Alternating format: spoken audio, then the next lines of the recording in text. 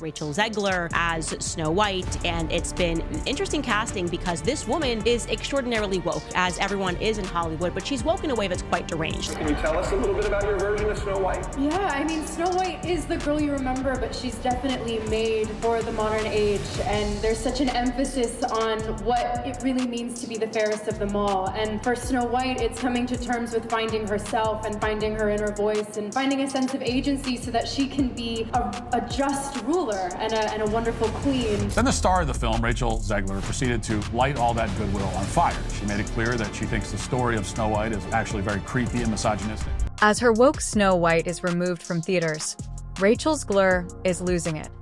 Now she's trying to reinvent herself because there's been so much blowback, and you can only imagine the studio calls about this woman behind the scene. Like, oh my God, we're $242 million in, and our lead actress hates our film. And I saw it myself on screen, and I just wanted to throw. Once upon a time, Disney believed they had a sure gold hit on their hands, a live-action reboot of Snow White, the princess who started it all. However, what was supposed to be a magical return to the classics turned into a complete disaster, and now theater chains are pulling the movie off their schedules. Everyone is pretty shaken. This kind of thing almost never happens with Disney, the company that essentially makes money off old remakes like this. But this time, Zegler is in the hot seat alone. You would think there would be a crowd when Snow White finally hit theaters, but nope. When Rachel arrived at a ghost town, she was the only one in the front row of the theater, laughing at her own act and smiling like the Joker while the rows and rows of chairs remained empty and chilly. Decided to film herself in a theater totally empty, giggling, tee-hee-heeing with total glee. These videos of her giggling by herself went viral, and naturally, no one is being kind. That at every premiere and everything I do, people will wait in line to see. Along with the empty theater and manic episode that ensued, this didn't hold up well over time. Reviews also criticized the film as a preachy, joyless disaster, which is terrible because Rachel had marketed it as a modern moral remake that would empower and inspire people. We have a different approach to what I'm sure a lot of people will assume is a love story just because, like, we cast a guy in the movie. Right. Andrew Burnap, great dude. All that schmuck, but rather than inspiring people, it merely irritated ardent Disney fans who preferred enchantment and nostalgia to speeches and drama. I mean that it's no longer 1937, and we absolutely wrote a Snow White that is not going to be saved by the prince. She's not going to be saved by the prince, and she's not going to be dreaming about true love. She's dreaming about becoming the leader she knows she can be. Man, the criticism has been harsh and quick. The 1937 fantastic movie will last much longer than this Hollywood shit. According to insiders, things have gotten so intense behind the scenes that Miss Glur is currently under a lot of emotional stress. And despite my cracks and my breaks, and there are many of them. Yes, you can't really blame her for bringing down cues about this movie. It wasn't just bad press. There were crazy rumors of drama on set, creative disagreements, and backstage beef that completely hijacked the conversation. By the time the movie came out, everyone had moved on from wondering if it would be good to wondering who was fighting.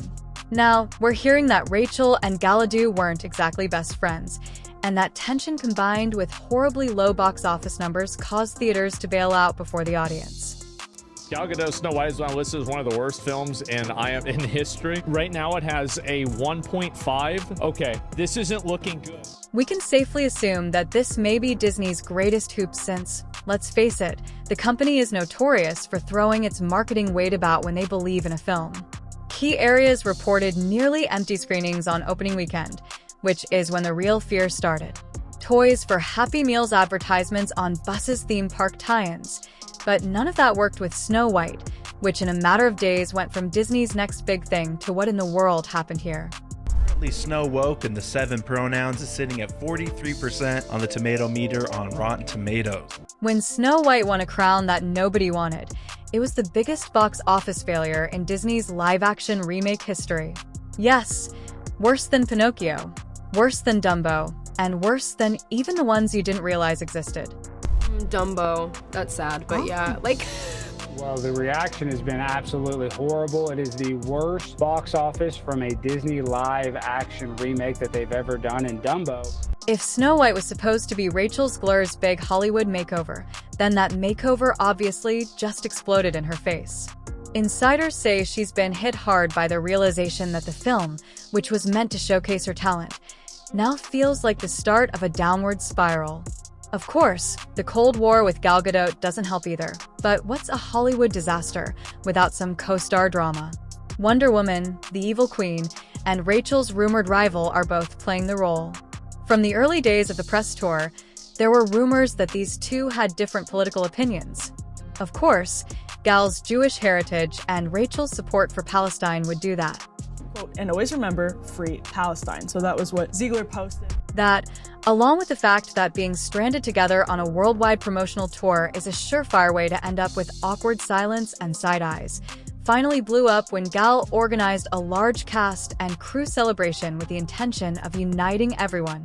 It was a cute idea, but it quickly devolved into the Met Gala of passive-aggressive side chats. Rachel claimed that it went against her morals, which were PR language for no thanks, and she didn't even turn up. Say, if I'm going to stand there 18 hours in a dress of an iconic Disney princess, I deserve to be paid for every hour that it is streamed online. According to early reports, Rachel and Galadoo couldn't even pretend to like each other. Rumors of ideological arguments and political disputes became so intense that filming had to be rescheduled more times than anyone could count. This meant that overworked editors and ballooning budgets were used to put together scenes that didn't look remotely cohesive. One source claimed that they could hardly film 2 minutes of dialogue without tension exploding in the air and spilling straight onto the screen. Audiences also noticed the awkwardness, with reviews calling the chemistry non-existent and some comparing it to witnessing two co-workers silently hate each other during a forced Zoom call. Disney attempted to keep the drama quiet, but obviously failed. The princess is pro-Palestinian, and the evil queen is a Zionist. Even the marketing campaign was fighting for its life at this point. Photo shoots and reshoots were canceled due to strange tension, and PR teams were likely stressed out and drinking Red Bull backstage to survive.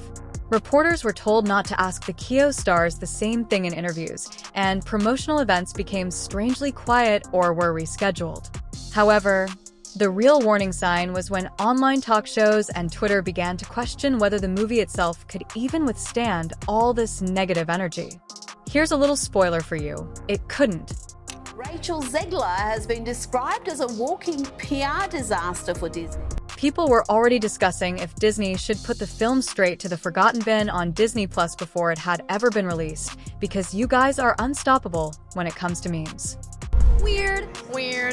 The box office fell precipitously as the negative publicity spread like wildfire.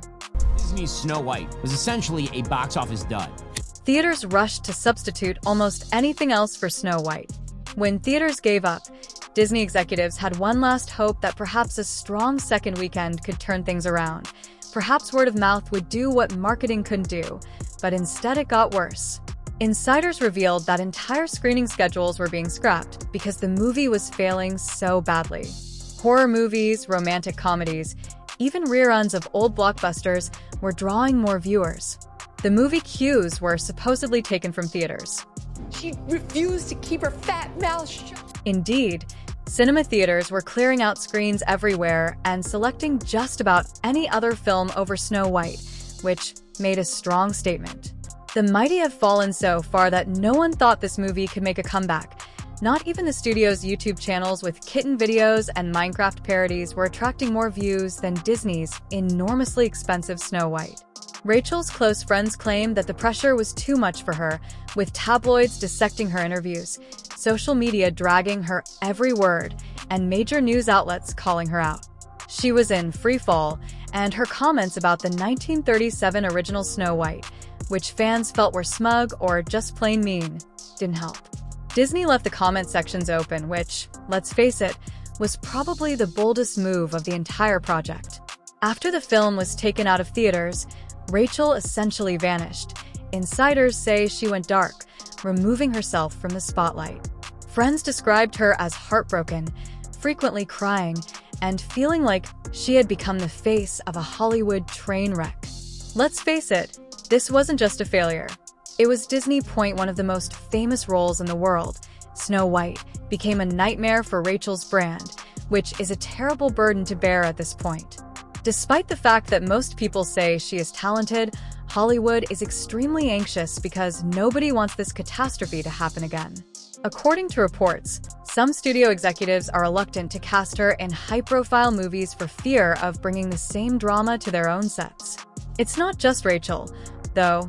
There is also talk that anything involving Galadoo or Zegler could now carry the stench of Snow White's spectacular failure. To top it all off, Dote's camp is blaming Zegler for most of the chaos, particularly her politically charged soundbites and viral moral message interviews that infuriated fans to quit before the film's release. This is a full-on blame game, and it's not just about one actress or one movie. Disney is currently in hot water. The business that once set the standard for family-friendly entertainment is now nursing its wounds. Executives are wondering, if we can't even get Snow White right, what does that say about everything else we're making? Since Snow White didn't simply perform poorly, it implied. What do you believe Rachel Zegler was? Simply in the wrong film at the wrong time? Do you believe that Disney's remake strategy is officially doomed? Moreover, would you have seen Snow White even if none of the drama had occurred? Tell me in the comments section below.